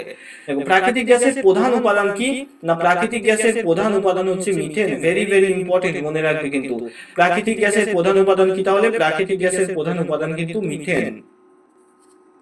এছাড়াও ইথেন রয়েছে, প্রোপেন রয়েছে, বিউটেন রয়েছে, কিন্তু সব থেকে বেশি পরিমাণে থাকে কি, সব থেকে বেশি পরিমাণে মিথেন থাকে, এটা মনে রাখবে 88%, ঠিক আছে। এছাড়া প্রাকৃতিক গ্যাসের সাথে মিশ্রিত অবস্থায় থাকে, ঠিক আছে। দেখো 1000 ঘনমিটার গ্যাস পুড়িয়ে প্রায় 90,50,000 কিলো ক্যালোরি তাপ পাওয়া যায়। প্রাকৃতিক গ্যাসও গুরুত্বপূর্ণ শক্তি সম্পদের মধ্যে পড়ে। দেখো অনবায়নযোগ্য শক্তি সম্পদ সমূহ ছাড়াও নবায়নযোগ্য বিভিন্ন ধরনের শক্তি সম্পদ রয়েছে। এই যে দেখো এখানে দেখা রয়েছে রাশিয়া বিশ্বের বৃহত্তম প্রমাণিত প্রাকৃতিক গ্যাস মজুদ আছে। প্রমাণিত বলা হয়েছে কেন, কারণ হচ্ছে সবাই দাবি করে, যেমন চীন যে আমার মধ্যে বেশি রয়েছে, কিন্তু প্রমাণিত যে রাশিয়ার মধ্যে সব থেকে বেশি। আচ্ছা, এখানে একটা এবার কথা বলি, আমরা রান্নার জন্য কোন ধরনের গ্যাস ব্যবহার করি সেটার নাম কি বলো? রান্নার জন্য কোন গ্যাস ব্যবহার করি? এলপিজি। এর পুরো কথা কি? এর পুরো কথা কি? Liquefied petroleum gas. Very good, liquefied petroleum gas, ঠিক আছে। আরেকটা আছে সিএনজি। হ্যাঁ, সিএনজি তে এখন গাড়ি চলে। Compressed natural gas. সিএনজি এর পুরো কথা কি? কমপ্রেসড ন্যাচারাল গ্যাস,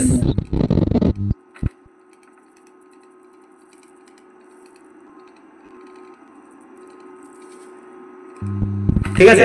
আচ্ছা, এই যে এলপিজি, এটা মনে রাখবে, এটা গন্ধহীন এক প্রকার গ্যাস, মানে এর কোনো গন্ধ নেই। আমাদের রান্নার গ্যাসের কি গন্ধ আছে? কোনো গন্ধ আছে এলপিজি? বলো, না, কে বললো না? গন্ধ আছে, গন্ধ আছে, গন্ধ আছে। ছবি রান্না করনি মনে হচ্ছে কোনদিন, গন্ধ নেই কি? গন্ধ আছে তো স্যার, গন্ধ গন্ধ আছে, হয়তো। গন্ধ আছে। গন্ধ হ্যাঁ, আছে, আছে। কিন্তু পরীক্ষাতে যদি পড়ে যে এলপিজি গ্যাস কে গন্ধ আছে কিনা বা এটি গন্ধহীন গ্যাস কিনা, তো অবশ্যই লিখবে এলপিজি গ্যাসের কোনো রকম গন্ধ নেই। কেন বলছি? বলবে স্যার ভুলভাল বলছে না। দেখো মনে রাখবে এলপিজি যে গ্যাস, এটা গন্ধহীন গ্যাস। এবার এটার জন্য মিথাইল মার্কঅপটন নামক একটা পদার্থ হয়, মিথাইল মার্কঅপটন, এটার নাম মনে রাখবে, এটাও পরীক্ষাতে দিতেই পারে। কেন?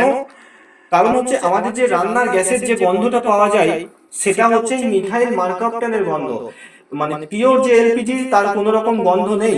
এবার যদি রান্নাঘরে লিকেজ হয়, গ্যাস যদি বাইরে এসে, তাহলে তো আমরা বুঝতে পারবো না, দুর্ঘটনা বেশি হবে। সেই কারণে ওই মিথাইল মার্কঅপটন মানে মিশিয়ে দেওয়া হয় এলপিজি গ্যাসের সাথে, যাতে গ্যাস লিক হলে তোমার নাকের মধ্যে এসে তুমি বুঝতে পারো যে হ্যাঁ গ্যাস লিক হচ্ছে, ঠিক আছে। ওই এলপিজি গ্যাসের, রান্নার গ্যাসের যে গন্ধটা পাও ওটা হচ্ছে মিথাইল মার্কঅপটনের গন্ধ, যেটা কেবল রান্নার গ্যাসেই মেশানো হয়। এমনি নর্মালি যে ন্যাচারালি এলপিজি গ্যাস তার নির্দিষ্ট কোনো গন্ধ নেই, সেটা গন্ধহীন একটা গ্যাস মনে রাখবে। ঠিক আছে, এখানেই ভুল হয় স্টুডেন্টদের। যদি প্রশ্ন আসে এলপিজি গন্ধহীন গ্যাস কিনা, তো মনে রাখবে অবশ্যই এলপিজি গন্ধহীন একটা গ্যাস। এটার গন্ধ দেওয়ার জন্য মিথাইল মার্কাপটার নামক একটা রঞ্জক পদার্থ মেশানো হয়। চলো পরে যাই। এবার দেখো নবায়নযোগ্য শক্তি সম্পদ, এর মধ্যে আছে সৌরশক্তি, অর্থাৎ যেগুলোকে আমরা অফুরন্ত শক্তি সম্পদ বলতে পারি। দেখো সোলার এনার্জি, তো সূর্য থেকে যে শক্তি পাওয়া যায় তাকে সৌরশক্তি বলে। পৃথিবীতে যত শক্তি আছে তা সূর্য কিরণ ব্যবহার করেই তৈরি হয়েছে। জীবাশ্ম জ্বালানি, প্রাকৃতিক গ্যাস, কয়লা, তেল, এই সব কিছু। কিভাবে না, আমরা জানি যে সূর্য থেকেই তো উদ্ভিদ তৈরি হয়েছে, তাই না? উদ্ভিদের খাদ্য পেয়েছে, আমরা খাদ্য শৃঙ্খল পড়েছি সূর্য থেকে। সেই উদ্ভিদকে খেয়ে প্রাণীরা বেঁচে রয়েছে। আর এই উদ্ভিদ আর প্রাণী থেকেই তো কয়লা আর পেট্রোলিয়াম তৈরি হয়েছে। তাহলে সেই কয়লা পেট্রোলিয়ামের পিছনেও শক্তির উৎস এই সূর্যেরই। দেখো সৌরকোষ, সৌরকোষ কি না, সৌরকোষ হচ্ছে এমন একটি যন্ত্র যার মধ্যে সূর্যের আলো পড়লে সেখান থেকে কারেন্ট তৈরি হয়, বিদ্যুৎ শক্তি উৎপন্ন হয়, যেটাকে সোলার প্যানেল তোমরা সবাই দেখে থাকবে। দেখো আধুনিক কৌশল ব্যবহার করে তৈরি হয়েছে সৌরকোষ। সৌরকোষের বৈশিষ্ট্য হলো এতে সূর্যের আলো পড়লে এ থেকে সরাসরি তড়িৎ পাওয়া যায়। এই সৌরকোষে রূপা ধাতু ব্যবহার করা হয়। এখান থেকে 2017 সালে টেট পরীক্ষায় প্রশ্ন এসেছিল, মনে রাখবে। ঠিক আছে, রূপা ধাতু ব্যবহার করা হয়, যে কারণে কেন ব্যবহার করা হয়, কারণ এই রূপোর মধ্যে রোধাঙ্ক, ইলেকট্রিসিটির রোধাঙ্ক সব থেকে কম হয়, মানে সব থেকে ভালোভাবে বিদ্যুৎ পরিবাহিত হতে পারে রূপো ধাতুর মধ্যে দিয়ে। এবার রূপোর অনেক দাম যেহেতু, সেই কারণে তারের মধ্যে, ইলেকট্রিক যে তার মধ্যে তামা ধাতু ব্যবহার করে, কারণ রূপার তার হলে সেটা কেনা অসম্ভব হয়ে যাবে, অনেক দাম হয়ে যাবে, সেই কারণে। তো মানে ইলেকট্রিসিটি সব থেকে ভালোভাবে প্রবাহিত হয় রূপোর তারের মধ্যে দিয়ে। দেখো সৌরকোষে আলোক শক্তি তড়িৎ শক্তিতে রূপান্তরিত হয়। তো এখান থেকেও প্রশ্ন আসে যে সৌরকোষে কোন শক্তি কোন শক্তিতে রূপান্তরিত হয়। মনে রাখবে সৌরকোষে আলোক শক্তি তড়িৎ শক্তিতে রূপান্তরিত হয়। সূর্যের আলো তড়িৎ বা ইলেকট্রিসিটিতে পরিণত হচ্ছে। হ্যাঁ, ওটাই তো সোলার এনার্জি। ওটাই সোলার এনার্জি।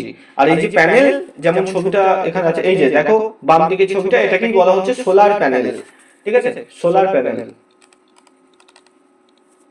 Solar panel. আচ্ছা বেশ, এরপরে দেখো এটা লিখেই দিই।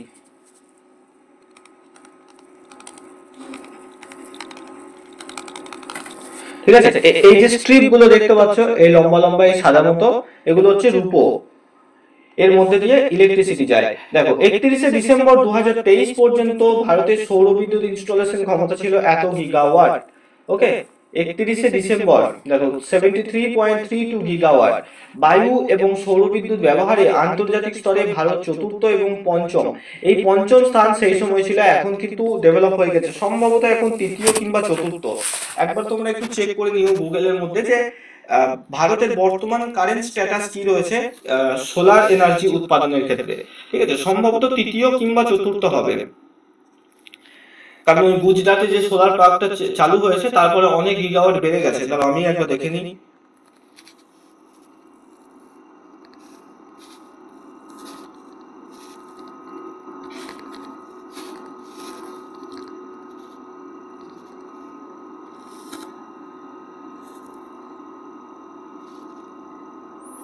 বর্তমানে হচ্ছে 92.12 গিগাওয়াট।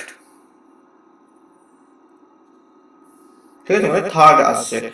আচ্ছা 92, এটাকে একটু খাতায় তোমরা আপডেট করে নিও।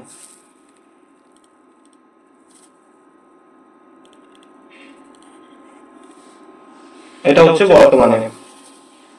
এবার দেখো বায়ু ও সৌর বিদ্যুৎ ব্যবহারে আন্তর্জাতিক স্তরে ভারত চতুর্থ পঞ্চম, এটা তো বললাম। এবার দেখো সৌর বিদ্যুৎ উৎপাদনে গুজরাট এগিয়ে রয়েছে। যদি প্রশ্ন আসে ভারতবর্ষের কোন রাজ্যে সব থেকে বেশি পরিমাণে সৌর বিদ্যুৎ উৎপন্ন হয়, তো মনে রাখবে গুজরাটের মধ্যে। ঠিক আছে, বহুমুখী প্রকল্পের দিক থেকে দেখতে গেলে গুজরাটের চরঙ্গ সোলার প্যানেল বা সোলার পার্ক ভারতের সবচেয়ে বড় প্রকল্প। এবার দেখো এই যে দেখতে পাচ্ছ বাম দিকের, এটা হচ্ছে সোলার প্যানেল। এর মধ্যে যখন সূর্যের আলো পড়ে তখন এখান থেকে ইলেকট্রিসিটি উৎপন্ন হয়। তুমি যদি একবার বাড়ির মধ্যে এটাকে বসিয়ে নিতে পারো তাহলে তোমাকে আর ইলেকট্রিক বিল দিতে হবে না, তোমার বাড়ির আলো বাতাস সব এর থেকেই চলবে। কিন্তু এর একটা সমস্যা যেটা রয়েছে, এটার ইনস্টলেশন খরচ অনেক বেশি, প্রায় মোটামুটি 5 থেকে 5.5 লক্ষ টাকা তোমার লাগবে তোমার টোটাল বাড়ির মধ্যে এটাকে করতে।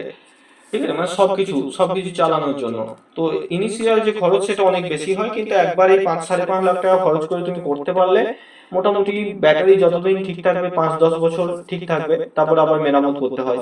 দেখো, তো এখানে 17 সালে আমাদের একটা প্রশ্ন এসেছিল, দেখো, নিম্নলিখিত পদার্থগুলির মধ্যে কোনটি তড়িতের সবচেয়ে ভালো পরিবাহী? উত্তর কি হবে বলো? রূপো, সোনা, জিঙ্ক না তামা?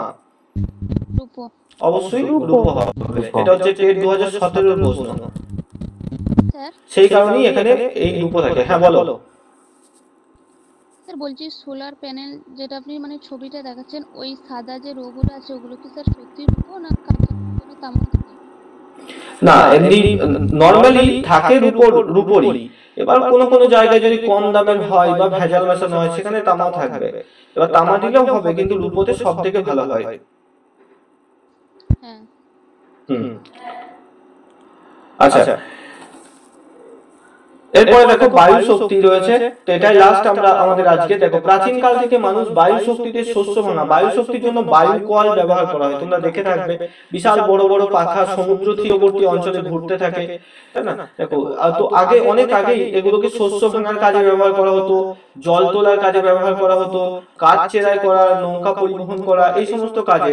যেমন নৌকা পরিবহন দেখে থাকবে যে এরকম নৌকার মধ্যে এরকম পাল তুলে দেওয়া হতো, সেই পালের মধ্যে হাওয়া লেগে নৌকা এগিয়ে যেত সামনে দিয়ে, তাই না? ঠিক এরকমই এরকম বিশাল বড় একটা খুঁটির মধ্যে এরকম বিশাল বড় বড় পাখা লাগানো থাকতো।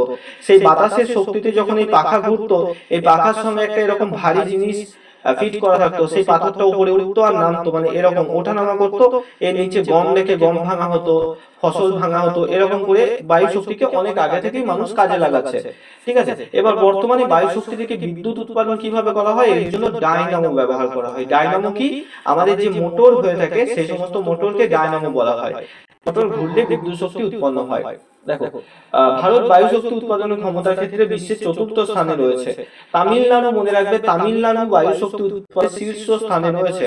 ঠিক আছে, তামিলনাড়ুতে সব থেকে বেশি পরিমাণে বায়ু শক্তি উৎপন্ন হয়। মনে রাখবে সেই সমস্ত স্টেটগুলোই বায়ু শক্তি উৎপন্নের জন্য আদর্শ হবে যেগুলো সমুদ্র তীরবর্তী, কারণ আমরা জানি উপকূল ভাগে সবসময় জোরালো হাওয়া দেয়। দেখো, জোয়ার ভাটা শক্তি, জোয়ার ভাটার সময় জলপ্রবাহের শক্তি উচ্চ ক্ষমতা সম্পন্ন টারবাইনকে ঘুরিয়ে সন্নিকটবর্তী জেনারেটর থেকে বিদ্যুৎ উৎপাদন করা হয়। ঠিক আছে, জোয়ার ভাটা শক্তিতে। তো এর ফলে কি হচ্ছে, জোয়ারের জল নিয়ে যখন একবার দুবার জোয়ার ভাটা হচ্ছে, তখন কি হচ্ছে, জোয়ারের জল যখন বাড়ছে, এরকম টারবাইনের পাখা সমুদ্রের জলের মধ্যে ডোবানো থাকে, সমুদ্রের জলের প্রচন্ড স্রোতে এই পাখাগুলো ঘোরে এবং কারেন্ট উৎপন্ন হয়। ঠিক আছে, দেখো, চীন, রাশিয়া, ফ্রান্স সমুদ্রের জোয়ার ভাটা থেকে বিদ্যুৎ উৎপাদনের প্ল্যান্ট তৈরি করেছে। ভারত জোয়ার বিদ্যুৎ উৎপাদনের সর্বাধিক সম্ভাবনা রয়েছে গুজরাট উপকূলে। তাহলে বলো, যদি প্রশ্ন আসে যে জোয়ার ভাটা শক্তি, সেটা কোন ধরনের শক্তি হবে, প্রচলিত নাকি অপ্রচলিত? অপ্রচলিত। ভেরি গুড, মনে রাখবে অপ্রচলিত শক্তি হবে। ঠিক আছে, জোয়ার ভাটা শক্তি অপ্রচলিত। বায়ু শক্তি কি হবে? অপ্রচলিত। অপ্রচলিত। ভূতাপীয় শক্তি অপ্রচলিত। অপ্রচলিত। তিনটেই অপ্রচলিত। ঠিক আছে, উদাহরণগুলো মনে রাখবে। এবার দেখো, ভূতাপীয় শক্তি কি? আমরা জানি পৃথিবীর কেন্দ্রমণ্ডল প্রচন্ড গরম, তারপর গুরুমণ্ডল তার থেকে অপেক্ষাকৃত কম গরম, এরকম মানে অ্যাস্ট্রোস্ফিয়ার স্তর পর্যন্ত কিন্তু গরম। এই গরম জায়গা থেকে বিভিন্ন গ্যাস বেরিয়ে আসে। ঠিক আছে, তো এই ভূ অভ্যন্তরের যে তাপ রয়েছে, পৃথিবীর ভিতরে যে তাপ রয়েছে, লাভা রয়েছে, সেই উষ্ণতাকে কাজে লাগিয়ে জল ফুটিয়ে বাষ্প করা হয় এবং সেই বাষ্প দিয়ে টারবাইন ঘুরিয়ে আমাদের বিদ্যুৎ শক্তি উৎপন্ন করা হয়। দেখো, পৃথিবীর যেসব স্থানে আগ্নেয়গিরি বা উষ্ণ প্রস্রবণ রয়েছে সেখানে ভূতাপীয় শক্তি ব্যবহার করে বিদ্যুৎ উৎপাদন করা হয়। এছাড়াও পৃথিবীর অভ্যন্তর ভাগ অত্যন্ত উত্তপ্ত অবস্থায় রয়েছে, বিদ্যুৎ উৎপাদনের প্রধানত ভূতাপীয় শক্তি ব্যবহৃত হয়। ঠিক আছে, মানে পৃথিবীর ভেতরে যে লাভা রয়েছে সেই লাভা প্রচুর গরম, সেই লাভার উপরে যখন সেই লাভাকে যখন জল দেওয়া হচ্ছে, সেখানে প্রচন্ড ভাপ উৎপন্ন হচ্ছে, বাষ্প। সেই বাষ্পর প্রেসারে এই টারবাইন ঘোরানো হচ্ছে, পাখা ঘোরানো হচ্ছে, আর টারবাইনের সঙ্গে ডায়নামো লেগে রয়েছে যেখান থেকে কারেন্ট উৎপন্ন হচ্ছে। এবার বলো, আমাদের প্রাকৃতিক সম্পদের আজকের ক্লাস এতদূর পর্যন্ত টোটাল বোঝা গেছে কিনা, কারো কোথাও অসুবিধা আছে কিনা বলো, কারো কোনো সমস্যা থাকলে বলবে। স্যার প্রচলিত শক্তি আর অপ্রচলিত শক্তিগুলো কি উনি এক্সপ্লেন বলবেন? হ্যাঁ, ওটা তোমাদের নেক্সট দিন বলে দেবো। হ্যাঁ, প্রচলিত আর অপ্রচলিত যেটা রয়েছে তোমাদের পার্ট 2 একটা করাবো, ন্যাচারাল রিসোর্সেস, সেই দিন করাবো এটা, মানে পরের দিন। Okay sir. হুম, আচ্ছা, আর কারো কোথাও বুঝতে অসুবিধা হয়েছে বলবে আমাকে তাহলে।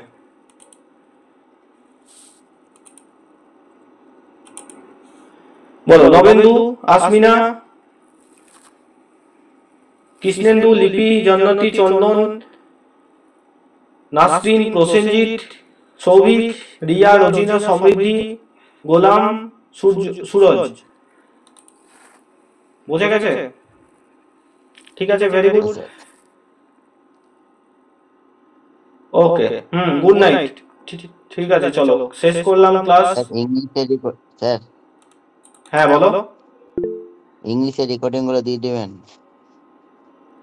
ইংলিশের রেকর্ডিং কবে থেকে বাকি আছে বলো তো? দেখেছো? ঠিক আছে, না সেরকম আমি দেখা হয়নি, আচ্ছা, বাকি আছে তো। বেশ, আমি দেখে নিচ্ছি কটা কি বাকি আছে, দেখছি। স্যার ম্যাথ স্যার একটু বলবেন। হ্যাঁ ম্যাথ স্যারকে আমি তোমাদের কালকে বললাম যে স্যার স্টুডেন্টের এরকম অসুবিধা হচ্ছে পেডাগজি নিয়ে, তো উনি বললেন উনি এটা ঠিক করে নেবেন নেক্সট ক্লাসে। উনি প্রিপেয়ার ছিলেন না ঠিক মতো, তাই বললেন। এবার সেটাই ব্যাপার, আর উনি প্রিপেয়ার যখন ছিলেন না পরে নিতে পারতেন ক্লাসটা। যাই হোক, তো ভুল করে ফেলেছেন, কি করবেন। আর কদিন স্যার পেডাগজি করাবেন? মেন অঙ্কটা কবে যাবেন? মেন অঙ্ক কি একদমই করার না? না 3 দিন না 4 দিন মতন করিয়েছেন, দিয়ে তো পেডাগজি করাচ্ছেন। পেডাগজি তো সব শেষ হয়ে যাওয়ার কথা, প্রায় 12-13টা ক্লাস হয়ে গেছে পেডাগজি। ম্যাথের এমনি তো আছে তো 8খানা চ্যাপ্টার। বেশ দাদা, আমি বলছি তোমাকে সামনের দিন থেকে তোমাদের ওই রিজনিং টাইপের যেগুলো এসেছে 23-এর ওইগুলো করানোর জন্য। আসলে এই সমস্যা যে দিকটা দেখি না সেই দিকই এরকম হয়ে যায়। ঠিক আছে, আমি স্যারের সাথে কথা বলছি ভালো করে। হ্যাঁ, পেডাগজি তো আর করানোর মতো আশা করি নেই কিছু।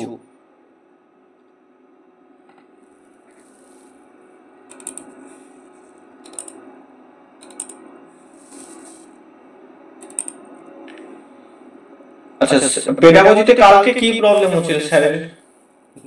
প্রশ্ন বা উত্তর ভুল ছিল কি কোনো?